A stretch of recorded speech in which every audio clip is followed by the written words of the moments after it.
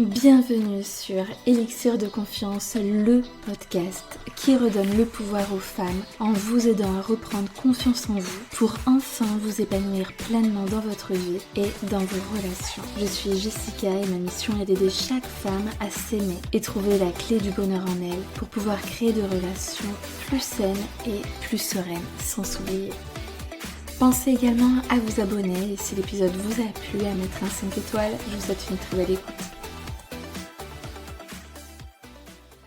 Comment gérer un homme quand il devient distant en début de relation alors que tout se passait si bien? Je l'ai entendu tellement de fois ce scénario. Non mais c'était incroyable, passionnel, on n'arrêtait pas de s'envoyer des messages, on n'arrêtait pas de se voir, franchement ça matchait hyper bien, on a les mêmes valeurs et puis d'un coup j'ai pas compris, le mec est devenu distant, plus trop de nouvelles, voilà ok, il y a de quoi paniquer un petit peu. A priori, quand on n'a pas forcément les bases, les connaissances pour. Donc je vais vraiment t'expliquer qu'est-ce qui se passe, est-ce que c'est normal ou pas, et pourquoi est-ce qu'il fait ça. Qu'est-ce qui se passe un petit peu dans sa tête, et puis du coup te donner aussi des éléments de comment on fait dans ces moments-là. Et je vais te parler de quelque chose juste d'incroyable à la toute fin. Faut absolument, si tu es célibataire ou en tout début de relation, que tu restes jusqu'au bout parce que j'ai une surprise dingue pour toi. Alors, donc bienvenue dans cet épisode. Aujourd'hui, on va parler d'une situation que généralement, on peut dire que toutes les femmes ont connu, ont vécu au moins une fois dans leur vie ce moment-là où le mec il prend ses distances. Et oui, ça fait mal parce que t'as l'impression de ne plus rien contrôler. Et on sait qu'en tant que femme, on adore contrôler les choses, que c'est assez difficile de lâcher prise. Donc je te fais un petit peu le scénario, on essaye de se remettre dedans. Je sais pas si là tu es en plein dans cette situation-là, tant mieux si c'est le cas parce que ça va t'apporter des clés. Et sinon, c'est quand même important que tu puisses anticiper les choses. Donc, remémore-toi un moment si ça t'est arrivé ou sinon essaye de te plonger dedans. Donc tu rencontres un homme, ça se passe hyper bien. Vous passez des moments juste magiques, tu te sens tellement épanoui, tellement bien avec lui, tu as l'impression que ça y est, ton essentiel, il est là. Il est attentionné, il t'envoie plein de messages, il prend des nouvelles, il te demande le matin si tu as bien dormi. Vous commencez même potentiellement à faire des projets. Et puis d'un coup, du jour au lendemain, il devient distant. Plus de messages mignons, plus d'appels qui durent des heures, il répond très peu, oui, non, il met du temps à répondre, et là tu te dis mais en fait qu'est-ce qui se passe? Tu commences à appeler toutes tes copines, parce que ça je sais qu'on adore, en mode panique, non mais attends, regarde le dernier message, qu'est-ce qu'il m'a dit?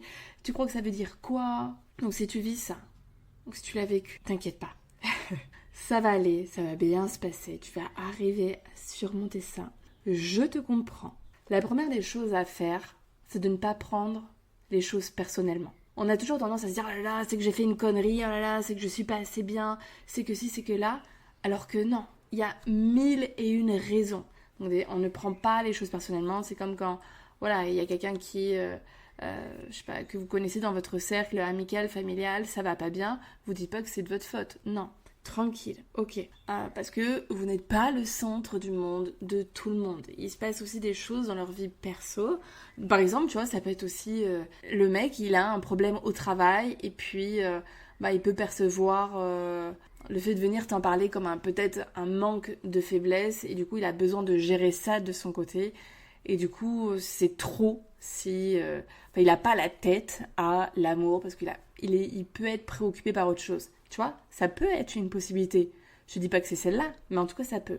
Donc, c'est important de ne pas te mettre martel en tête et te dire, ok, il y a des possibilités autres que j'ai foiré. Donc, la plupart du temps, ça n'a rien à voir avec toi en tant que personne. Et souvent, ça peut être une peur qui est propre à lui. La peur de s'attacher, la peur de perdre sa liberté, la peur de souffrir. La peur aussi, lui, de ne pas être à la hauteur. Ou alors peut-être la peur parce que ça va trop vite. Vous êtes tellement en train de vous projeter ou de vous dire allez ça y est, on va se présenter les parents, etc.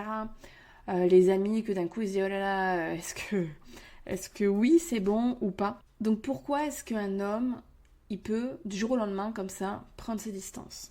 Déjà, j'aimerais qu'on décortique un petit peu ces termes-là, parce qu'il y a distance et distance. La dernière fois, je parlais avec une abonnée sur Insta qui me disait oui, ben voilà, il arrive tout feu tout flamme, on discute, et puis d'un coup, il se rebarre pendant une semaine, des fois pendant 3 semaines. Non mais ça, excusez-moi les filles, 3 semaines, c'est pas possible. Un mec ne doit pas venir à sa guise quand il veut, parce qu'il a la quéquette qui gratte. Non, non. On se respecte. Vraiment, pour moi, la valeur numéro 1, number one, c'est le respect de soi. Donc, il y a des comportements comme ça qui sont de l'ordre de l'inacceptable. Et ça, il y a même pas d'excuse à chercher. Surtout, autant ça peut arriver une fois et encore, va falloir agir d'une certaine manière s'il se passe ça. Faut pas laisser passer, sinon ça devient la porte ouverte à tout et n'importe quoi. Par contre, si voilà, c'est la première fois, ça fait que quelques jours, ok, tranquille. Donc moi, voilà, cet épisode, il est pas fait pour celle où le mec, il fait un ping-pong, il te prend pour acquise, il te traite comme de la M, si tu vois ce que je veux dire. Il vient, il part, ça fait plein de fois. Non, parce que pareil, il y a le côté régularité. Est-ce que ça arrive souvent qu'ils prennent ces distances ou c'est arrivé une fois, allez, peut-être deux, c'est peut-être la deuxième fois et il s'est quand même passé pas mal de temps entre, tu vois. Parce que pareil, si c'est trop souvent, non, ça on n'accepte plus. Au bout d'un moment, c'est non. Faut vraiment se dire que en début de relation, dès le début, il faut poser ses limites, ses conditions, ses normes. On n'est pas un paillasson.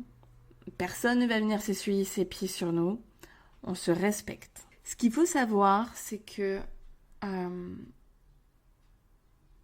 il teste tes réactions aussi. Tu sais, c'est un petit peu comme un enfant au tout début, voilà, il a, je sais pas, 2-3 ans. Tu sais, l'âge horrible. Il va te tester. Est-ce qu'il peut pas? Comment est-ce que tu réagis? Et bien souvent en couple, ça peut se passer en couple ou en début de relation. Le mec, de manière très inconsciente, mais aussi pour voir si oui ou non tu peux potentiellement être la femme de sa vie, bah, il va voir qu'est-ce qu'il peut faire ou non avec toi. Et donc, il va tester. Il va observer comment est-ce que tu réagis face à la distance. Est-ce que tu perds complètement tes moyens? Tu es en mode harcèlement? Est-ce que tu paniques? Est-ce que tu le supplies? Est-ce que tu deviens ultra collante? Il y a aussi des mecs qui sont très mal intentionnés, qui vont en faire une stratégie pour que tu deviennes accro à lui. Ça, ce genre de comportement malsain, parce que il y a le fait de, ok, je mets un peu de temps à répondre. Ça, moi, je trouve que c'est une stratégie qui fonctionne et je pense même qu'il est nécessaire. Si tu réponds du tac au tac à ses messages, franchement, le mec, il se dit quoi? Bah, en fait, elle a pas de vie. Elle a rien d'autre à faire de ses journées que de m'écrire. C'est pas désirable, tu vois. Donc oui, même si tu viens de voir le message comme ça et que t'as même pas mis le lu, tu sais, où t'as fait en sorte de pas cliquer dessus pour qu'il voit que tu l'avais lu. Bah oui, il faut mettre un petit peu de distance. Mais là, je te parle pas de ça. C'est vraiment le mec, il y a un avant, un après, quoi. Tu vois, vraiment, tu le sens dans ses réactions. C'est plus le même, il engage plus la discussion, il te dit plus... il vient plus prendre vraiment de tes nouvelles. Donc ça, en fait, comment est-ce qu'on le gère? Et surtout, lui, il va regarder comment est-ce que tu gères. Est-ce que t'es dans cette panique où là, tu vas juste lui gonfler l'ego, voir si c'est vraiment pas une stratégie. Il va se dire non mais c'est trop en fait. La nana elle est complètement out, presque folle. Tu vois, tu veux pas de ça pour toi. Toujours on s'honore. Dans nos relations amoureuses, tu dois te respecter, égal, tu dois t'honorer. Et donc on vient pas supplier un mec qui prend la distance. Non, on le laisse faire et nous aussi on observe. Parce que tu dois pas te mettre dans la posture de « Ok, je dois tout faire pour qu'il me voie comme la femme de sa vie. » C'est non. Moi je veux voir aussi c'est l'homme de ma vie. On est deux à choisir. Il n'est pas tout seul. Et donc l'autre chose à conscientiser, et peut-être que là ça va être quelque chose de nouveau que tu vas apprendre, c'est que c'est normal. Toi aussi, potentiellement ça peut t'arriver, et même ça devrait, je pense, que bah voilà, au début on est pris dans quelque chose, et puis d'un coup il y a le côté un petit peu rationnel qui arrive, en mode posture d'adulte. Ok, est-ce que c'est vraiment l'homme qu'il me faut? Est-ce que je suis heureuse? Et est-ce que, quand il n'y a pas tous ces messages, est-ce qu'il me manque? Parce que finalement, je sais pas, parce qu'en fait, là, on n'arrête pas de s'écrire. Comment est-ce que je le vis quand on n'est pas non-stop en train de s'envoyer des messages? Et le mec, il va aussi avoir besoin de ça. De se dire, ok, qu'est-ce qu'elle fait là? Est-ce que tu penses qu'elle parle à quelqu'un d'autre? Est-ce que elle s'éclate sans moi? Et ça c'est désirable. Donc, il faut savoir que la plupart des hommes, ou des fois il y en a qui vont avoir ce doute là et qui vont pas forcément te le dire ou le faire ressentir, mais ils vont le penser. Donc il faut savoir que cette période de doute, donc potentiellement de distance, elle est normale, voire même peut-être cruciale. Donc c'est aussi te dire, ok, finalement ça peut faire du bien à ma relation quand ce n'est pas régulier, quand ce n'est pas prendre les gens pour des cons en mode 15 jours, 3 semaines. Je pense que t'as pas besoin de ça. Toi, tu peux avoir besoin de quelques jours. Parce que, en fait, ce qu'il faut savoir aussi, c'est que les mecs... La femme, elle adore envoyer des messages pour rien dire. Elle envoie aussi beaucoup de messages parce qu'elle a envie d'être rassurée, elle a envie d'avoir des beaux messages d'amour. Ou, ouais, des messages tout câlinous. Pour savoir que le mec, il est toujours là, il est toujours à fond sur toi. Mais les mecs, eux, généralement, ils aiment pas parler pour rien dire. Donc au début, ils font l'effort parce que, bah voilà, ils sont des chasseurs qui ont envie de vous chasser et qui vont vous donner ce que vous voulez. Mais au bout d'un moment, comme c'est pas naturel pour vous, et ça le sera sans doute jamais, ils en ont marre. C'est bon. Ils ont fait le taf. Ils voient bien que vous êtes, qu'ils vous ont chopé dans les filets.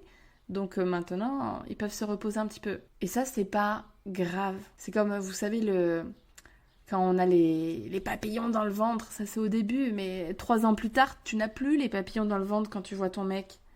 C'est normal. Ben, les messages, c'est pareil. Au bout d'un moment, ça s'étouffe un peu. Et comment ça peut revenir? Grâce à la distance. Le truc, c'est que si tu n'es pas ancré sur tes appuis, où tu te sens pas solide comme un arbre qui résiste à la tempête, eh ben tu t'envoles. Et tu pètes un câble. Et du coup, ton comportement devient pas bon. Tu peux être amené à le harceler, à lui envoyer plein de messages, à le questionner, et qu'est-ce qui se passe, et ben alors ça va pas, tu veux qu'on en parle, et là ça commence à lui mettre la pression, et c'est là où ça capote.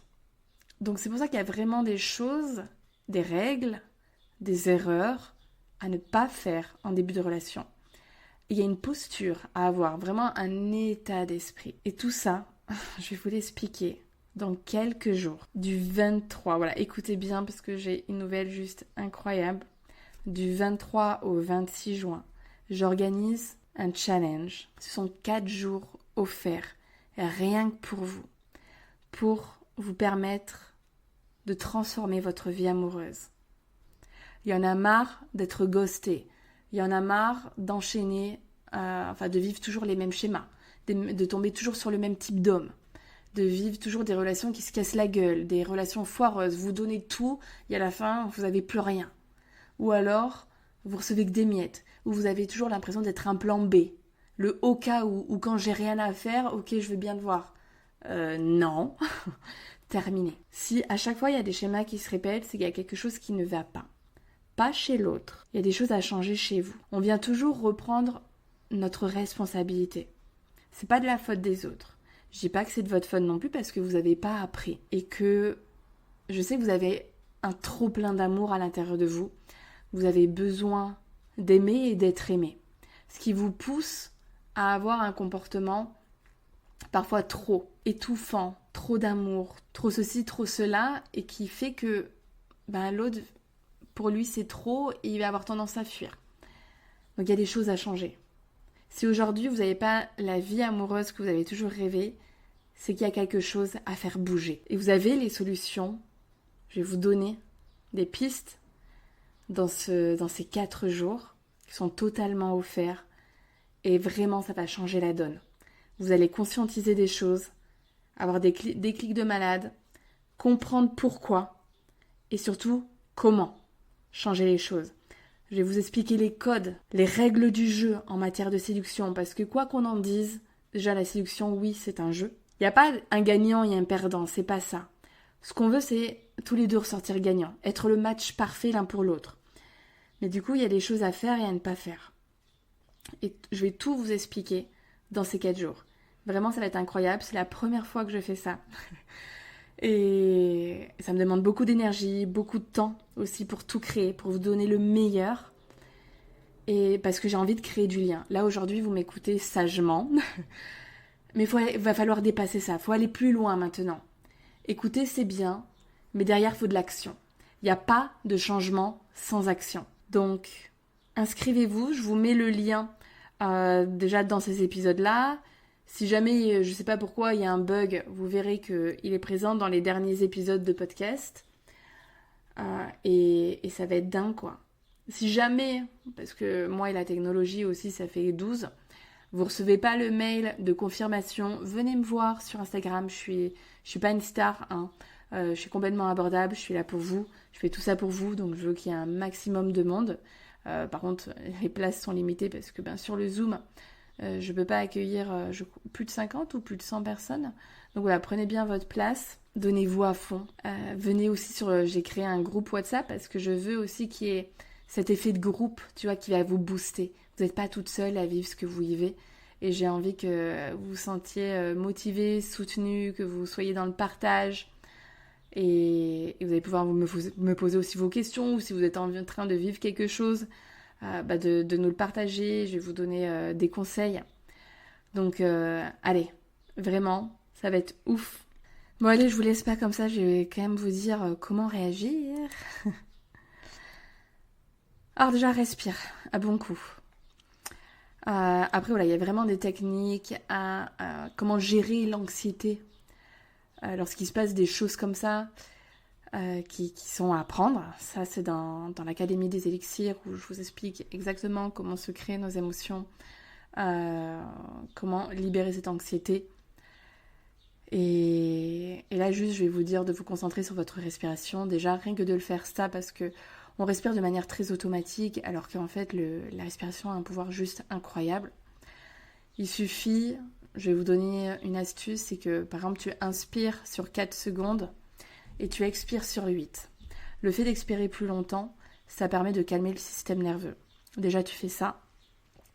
Ça permet de réduire un petit peu ton rythme cardiaque, te recentrer sur le moment présent et de venir créer une sécurité intérieure. Là, tu reprends le pouvoir.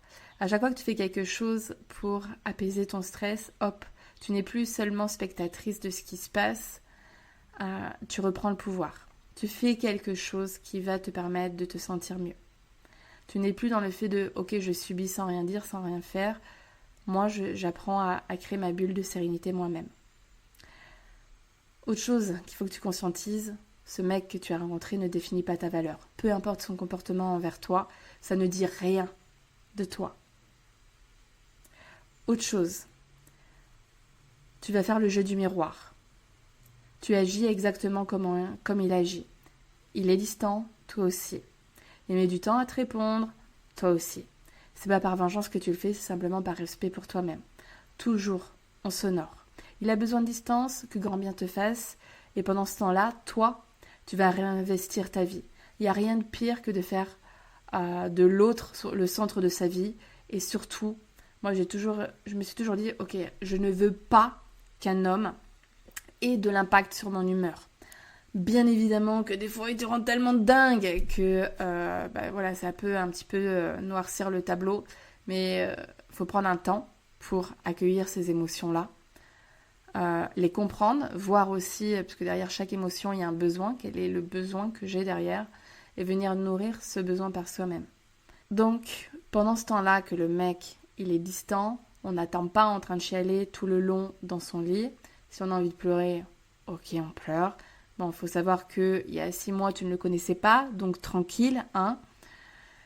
Et on réinvestit sa propre vie. Donc, va appeler tes amis, pas pour déverser tout ça, même si tu as besoin d'en parler, t'en parles un peu, après on passe à autre chose. Réinvestis tes projets, si tu as des passions, va faire du sport. Prouve-toi à toi-même que l'autre n'est pas toute ta vie. Tu as ta vie, c'est essentiel. Si tu veux être un arbre solide qui ne s'envole pas à la moindre tempête, tu dois toujours exister, te sentir bien, même quand le mec, il est pas là. Ensuite, à toi d'être mystérieuse. C'est-à-dire que quand tu vas l'avoir au téléphone, Ne lui raconte pas en détail ce que tu as mangé à midi, ce que tu vas faire à 16h, puis à 18, puis à 20 et à quelle heure tu te couches. Non. Ne lui partage pas non plus comment tu vis la situation. Et c'est vraiment de te voir comme une reine. Ne fais pas de reproches, honore-toi, toujours. Contente-toi d'être sereine, authentique, d'analyser, de voir toi aussi comment tu le vis toi-même, en dehors de ton ego qui peut se sentir un petit peu froissé. Et tout simplement de voir, quoi. Est-ce que ça reste acceptable, cette distance qu'il a pris? Est-ce que c'est trop? Je sais pas si je t'avais déjà raconté ça, mais moi, mon chéri, du coup, au tout début de notre relation, ça avait été assez compliqué. Quand on se voyait, c'était merveilleux. Et puis quand on se voyait pas, il ne programmait pas. Et moi, qui avais énormément besoin de... j'aime bien anticiper. Et ben du coup, c'était compliqué. Et une fois, un samedi, j'étais partie faire les magasins, toute seule. Et puis, je lui dis alors, tu fais quoi? Et là, il me dit, je suis en train de traîner à la maison. Donc je me dis, attends, il n'a pas beaucoup de jours de repos le week-end.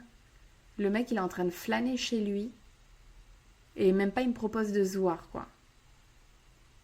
Et là, ça a commencé à être challengeant pour moi. Donc ça, je te parle de ça il y a 6 ans. Je n'étais pas encore coach. J'avais ce mental de battante, tu vois. J'avais vraiment le mindset dans les relations amoureuses, ce que je veux pas, l'estime que j'ai de moi, etc.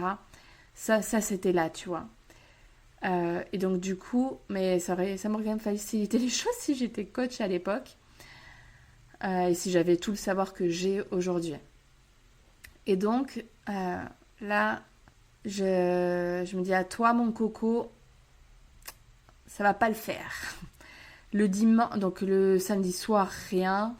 J'avais programmé quelque chose.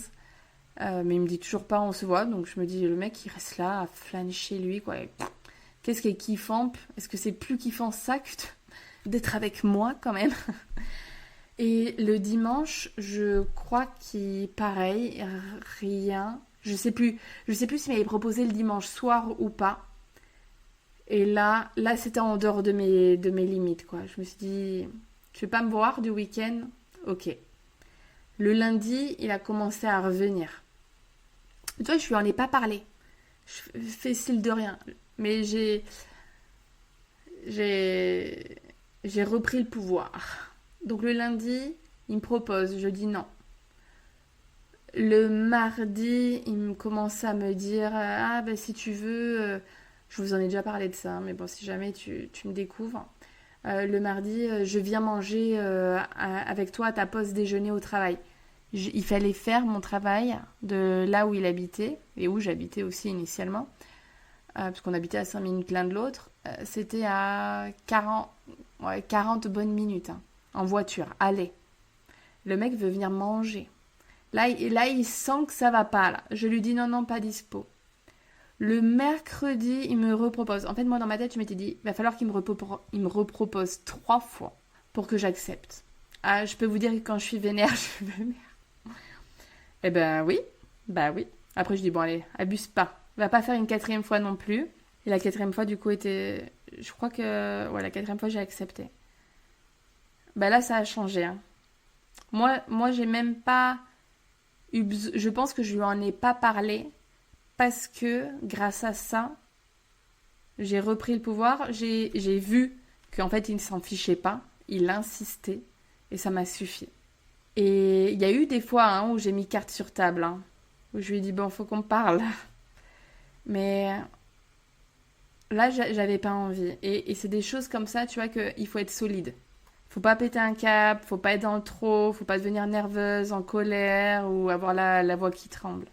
Donc, pourquoi ça marche? Le fait de le laisser prendre ses distances, de faire sa life aussi, c'est que soit il revient, parce que finalement, ça la rassure, ça l'attire, ça crée un manque, ça crée du désir. Et puis le mec, il se dit, en fait, elle dépend pas de moi, quoi. Sa propre vie, c'est une femme comme ça que j'ai envie dans ma vie, quoi. Qui n'a pas que moi. Ou alors il revient pas, et dans ce cas, t'as gagné du temps. Ça t'évitera de perdre des mois avec quelqu'un qui est dans ses noms, quoi. Donc voilà, le problème de fond en fait, si tu paniques dès qu'un homme il prend ses distances, que tu as besoin de son attention constamment pour te sentir bien, c'est qu'il y a quelque chose de plus profond derrière. Sans doute une peur de l'abandon, et il faut travailler dessus. Parfois aussi, tu vas accepter des miettes plutôt que d'exiger le respect, et ça c'est non. Un homme qui te donne des miettes ne fera jamais de toi la femme de sa vie. Donc à partir de ce principe-là déjà, c'est niette. Et quand tu as peur de l'abandon, souvent derrière, c'est qu'il y a une peur de ne pas être aimé. Donc, ça vient toucher à l'estime de soi, aussi aux blessures que tu as vécues. Et tant que tu règles pas ça, tu vas reproduire les mêmes situations. Donc viens dans ce challenge, on va en parler.